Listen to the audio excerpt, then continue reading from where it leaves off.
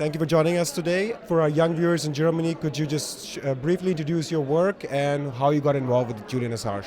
Yes.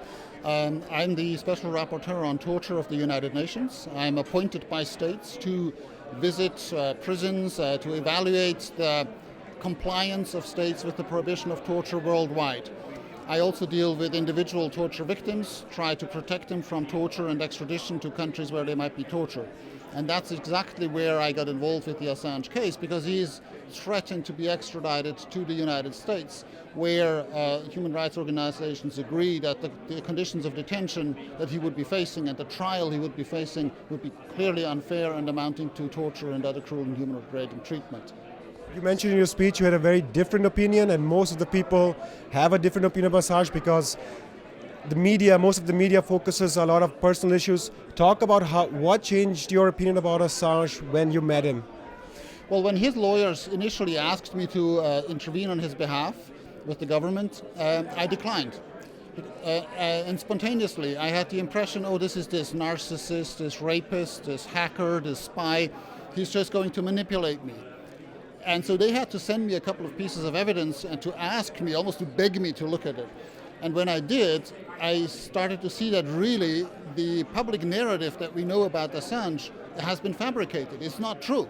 The evidence is contradictory. In fact, the whole rape charges have been fabricated by the Swedish police, and the women who are supposedly his victims even said so in text messages that exist, that the police has railroaded and pushed them into fabricating this rape charge, which has kept him in confinement for 9 years and has completely turned the public opinion against him. And most importantly, it has turned away the focus of public opinion about what is really important, namely what Julian Assange has published, the secrets he has revealed, which has given evidence of war crimes by these states, war crimes that have been proven but have not been prosecuted. Instead, the person who has exposed these crimes is being prosecuted and faces 175 years in prison. You talked about psychological torture that Julian Assange is facing. Could you provide some details on what you mean by that and what the effects are on a person? Right. I think it's very important to know that torture really is a psychological process.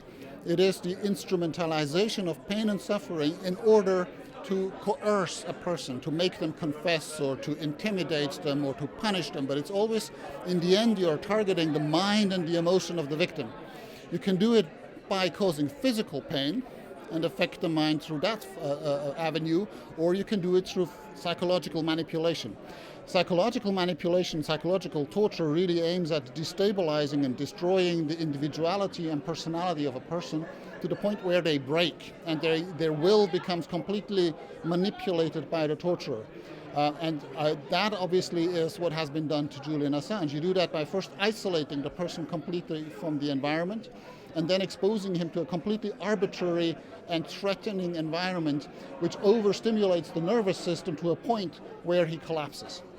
There's a reporter called Florian Warwick. He works for Russia Today, and in every press conference that the German government holds, he cites your report and asks the German government whether they have read it. And every press conference that follows up, they say we haven't read it, or they deny it, or they say it doesn't exist. Putting this in context, how has your feeling been within the United Nations and member states like Germany? Have they taken your report seriously? No, first of all, I have reported to the 4 states that were responsible for causing the persecution and torture of Julian Assange, and that's the United States, the United Kingdom, Sweden, and more recently also the new government of Ecuador.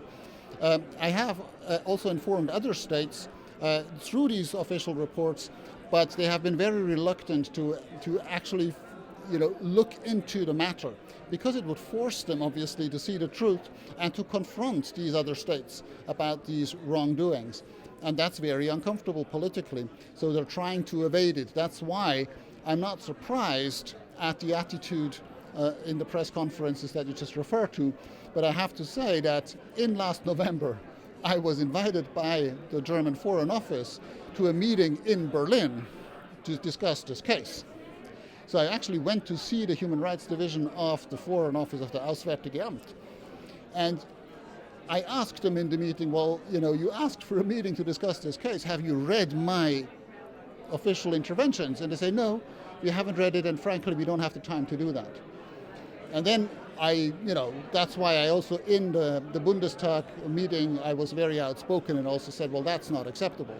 You see, my reports are written to be read by states, and just because there's something uncomfortable in there, I think precisely Germany, with its history, there's one piece of history it can also be proud of. It's not the crimes it have committed in the Second World War, but how it has then dealt with it. Yeah, that's one of the only states in the world that is actually bringing its own war criminals to justice, and that has done so, and it is proud of it. And so it should be an example.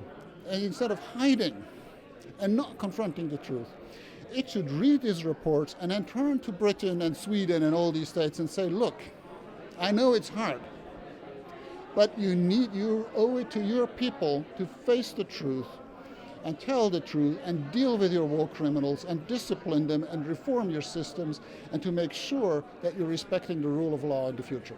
So my last question, for a lot of people, things become very abstract when you talk about national security and the United Nations. What do you tell young people who want to change something, support press freedom, support the inhumanity that's being levied on Assange? What can they do tomorrow to influence positive change? Well, the first thing is this. When you're in a dark room, one person switching on the light will make everyone see, right? Don't look for the light somewhere else. Go and switch it on yourself.